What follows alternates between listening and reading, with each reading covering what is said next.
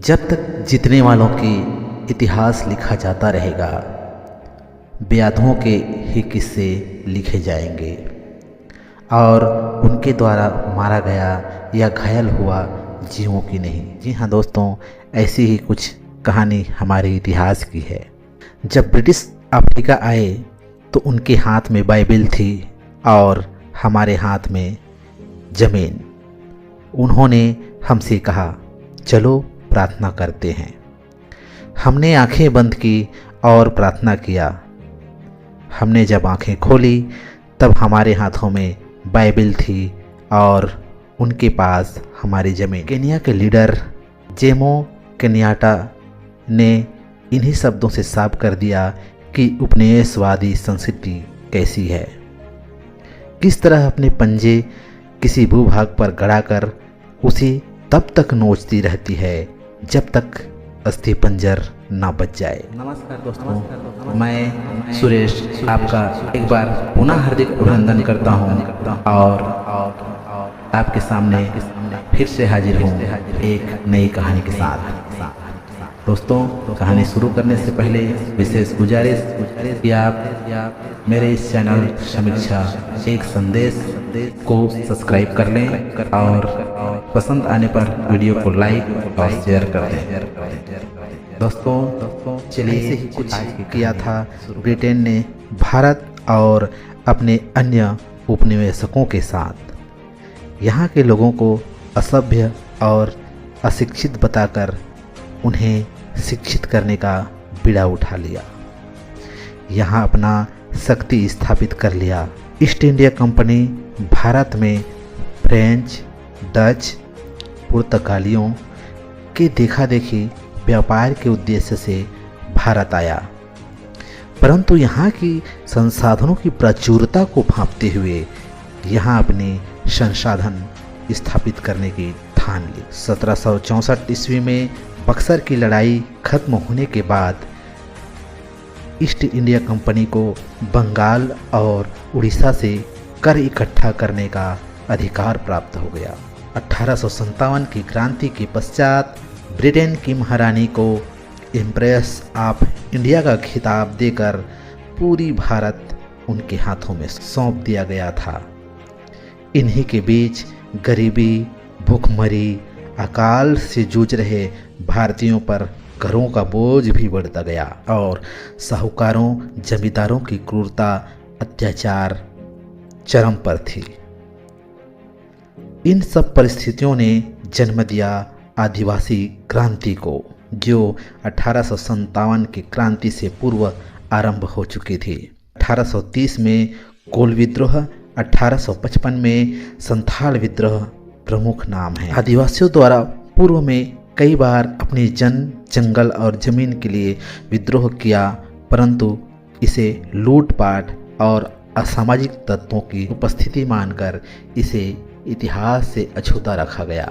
ये आदिवासी विद्रोह केवल अंग्रेजों के खिलाफ नहीं थे, बल्कि उनके साथ मिले हुए शोषण करने वाले बिचौलियों और जमींदारों के खिलाफ भी थे। अपनी हक, अपनी शान के लिए थे। ये शोषणकर्ता मूल निवासियों को उनके जल, जंगल और जमीन से बेदखल किया जा रहा था। मुंडा आदिवासियों को संगठित करने वाले, उन्हें उनके हक की पाठ पढ़ाने वाले, उनके अंदर क्रांति का प्राण फूंकने वाले थे बिरसा मुंडा, जिनकी कहानी मैं आज आपके सामने बताने जा रहा हूँ। बिरसा मुंडा का जन्म 15 नवंबर 1875 ईस्वी में उलीहातू, लोहरदग्गा, झारखंड में हुआ था। तब यह क्षेत्र बंगाल प्रेसिडेंसी के अंडर हुआ करता था। इनके पिता का नाम सुगुना मुंडा और माता कर्मी हट्टू थी। पारिवारिक स्थिति बेहद गरीबी थी।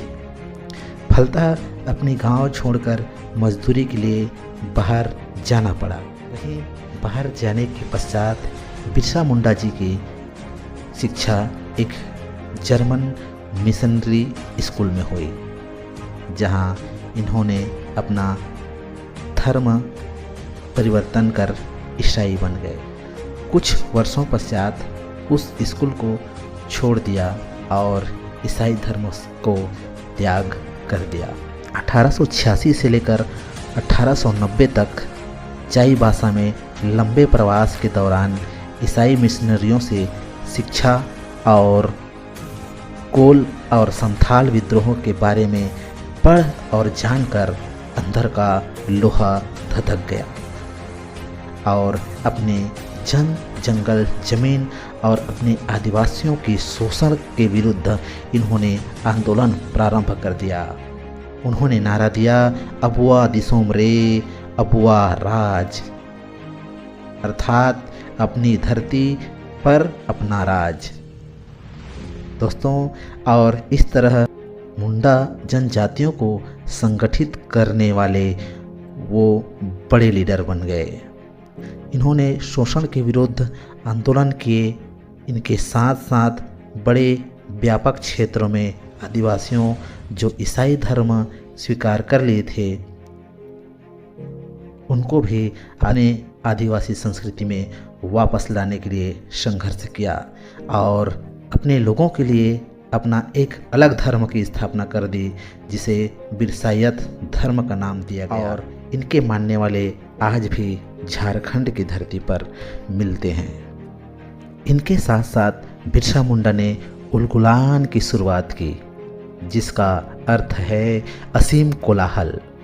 वह विद्रोह जहां आदिवासियों ने अपने जल जंगल और ज़मीन के लिए विद्रोह शुरू किया और बिरसा मुंडा इंसान से भगवान बन गए। आदिवासी उन्हें भगवान की तरह पूजने लगे, उनके बताए धर्म पर चलने लगे। 1895 आरंभ होते ही अंग्रेज़ों के नाक में दम कर दिए। अपनी सीमित संसाधनों के कारण बिरसा छापामारी युद्ध किया करते थे क्योंकि ये तीर कमान से अंग्रेज़ों से लोहा लेना शुरू कर। इस दौर में वह गिरफ्तार भी किए गए और एक बार जब जेल से बाहर रिहा हुए फिर रुकने का नाम नहीं लिया। 28 जून 1898 को सामाजिक बराबरी के लिए चुटिया के मंदिर का अभियान शुरू कर दिया। समय था 1899 की। क्रिसमस का अवसर था। 7000 आदिवासी औरतें और पुरुष इकट्ठा हुए और क्रांति की जो जल्द ही खूंटी, बसिया, रांची तक फैल गई। सन 1900 तक सभी मुंडा जनजातियों ने अंग्रेज़ों और शोषणकर्ताओं के विरुद्ध हथियार उठा लिए और नारा दिया, अबुआ दिसुन, यानी स्वराज्य की घोषणा कर दी। तब अंग्रेज़ों के पसीने छूटने लगे और बिरसा मुंडा की गिरफ्तारी के लिए 500 की इनाम की घोषणा कर दी। कौन सोचा था एक जंगल, एक छोटा सा गांव का बिरसा जो गांव में मस्ती किया करता था कभी इतना बड़ा अंग्रेज़ों का दुश्मन बन जाएगा। और इधर सैनिकों को भेजा गया डुम्बारी पहाड़ी। जी हाँ, डुम्बारी पहाड़ी। यहीं पर आदिवासियों के साथ एक बड़ी सभा में सम्मिलित थे बिरसा मुंडा।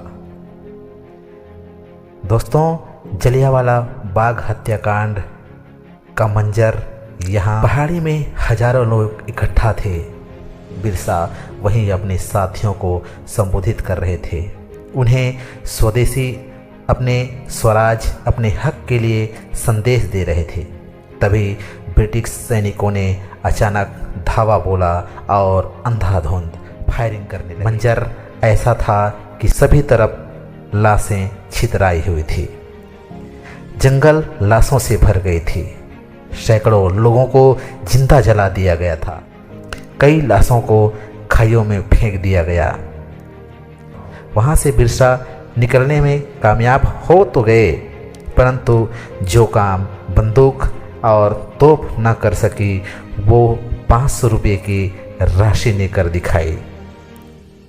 जी हाँ दोस्तों, उनकी कोई करीबी ने ही लालच में आकर उनकी खबर दे दी और 3 फरवरी 1900 ईस्वी को चक्रधरपुर के पास उनकी गिरफ्तारी हो गई। महाश्वेता देवी ने अपनी किताब जंगल के दावेदार में आखिरी पल के बारे में लिखते हैं, बिरसा के हाथ में हथकड़ी थी, सर में पगड़ी और धोती पहने हुए थे। पुलिस वाले उन्हें गिरफ्तार कर ले जा रहे थे। दोनों ओर महिलाएं छाती पीट रही थी, कोस रही थी कि जिसने तुम्हें पकड़वाया उसका नाश हो जाए। उलगुलान की आग में जंगल ही नहीं, आदमी का रक्त और हृदय जलता है। दोस्तों, 9 जून 1900 ईस्वी को रांची के कारागार में सुबह खून की उल्टी होती है। बिरसा मुंडा, जिनको उस सेल में रखा गया था, सैनिक उन्हें देखने जाते हैं। 25 वर्ष का वह युवक अपनी जमीन के लिए, अपनी मातृभूमि के लिए कारागार में तड़पते हुए अंतिम सांस लेता है। कई लोग कहते हैं अंग्रेज सरकार ने उन्हें मीठा जहर दिया था, लेकिन सरकारी रिपोर्ट में हैजे को मौत का कारण बताया। दोस्तों, इस तरह से एक 25 वर्ष का युवा अपने जल, जंगल, जमीन और अपने आदिवासी संस्कृति समाज के लिए उस कारागार में तड़पते हुए वीर गति को प्राप्त हो गया। बिरसा के मौत के बाद उलगुलान आंदोलन ठंडा पड़ गया, लेकिन आदिवासियों द्वारा उनके जल, जंगल और जमीन की लड़ाई इस सदी में भी जारी है। शोषण के तरीके भले ही बदल गए हों, परंतु शोषण वही का वही है। इतिहास वह नहीं जो लिखा गया है, बल्कि इतिहास वो भी है जिस जुल्म को लोगों ने सहा, हमने सहा, परंतु उसे लिखा नहीं गया। दोस्तों, इतिहास की यह कहानी स्वतंत्रता सेनानी और आदिवासी आंदोलन के जननायक बिरसा मुंडा को समर्पित है।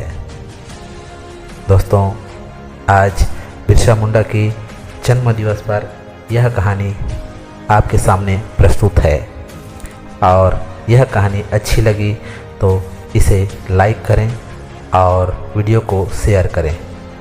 मेरे चैनल समीक्षा एक संदेश को सब्सक्राइब करें, ताकि मैं ऐसे ही और मोटिवेशनल और हमारे इतिहास की योद्धाओं की कहानी लेकर आपके पास उपस्थित होता रहूं। आप अपने इस दोस्त को दीजिए इजाज़त। तब तक के लिए जय हिंद, वंदे मातरम, आभार।